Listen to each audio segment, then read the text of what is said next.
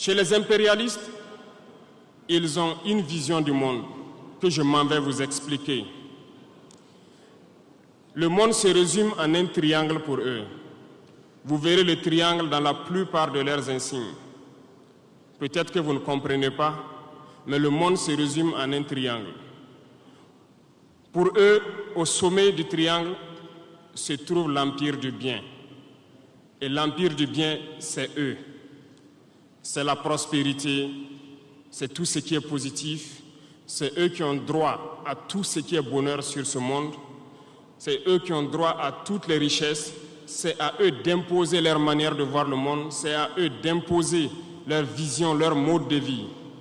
Voilà pourquoi, pendant la colonisation ou leur conquête, je dirais, ils venaient vers nos terres et ils disaient qu'ils ont découvert nos terres parce que pour eux, nous sommes des sauvages.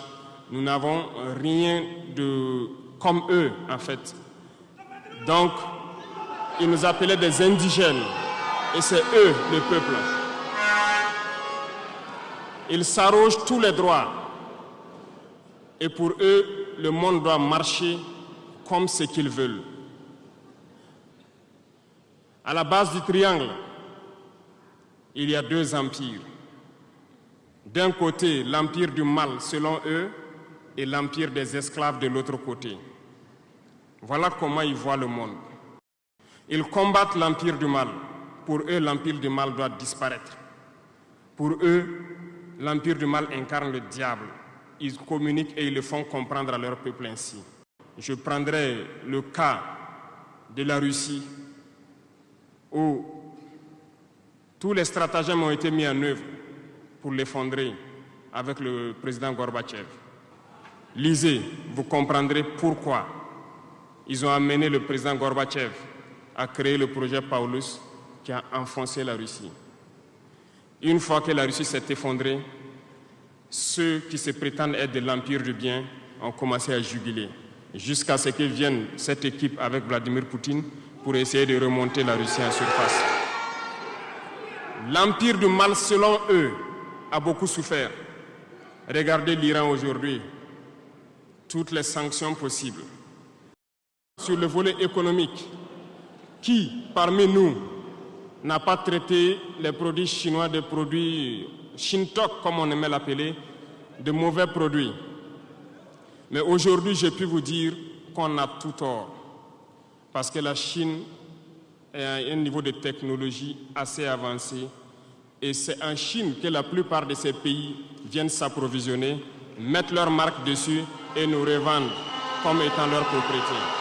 Mais par leur communication, ils nous ont amenés à détester tous les produits chinois, à vouloir nous faire comprendre que ce qui est bon venait de chez eux, pas forcément d'ailleurs. Et enfin, l'empire des esclaves, selon eux, c'est l'Afrique et certains peuples d'Amérique du Sud.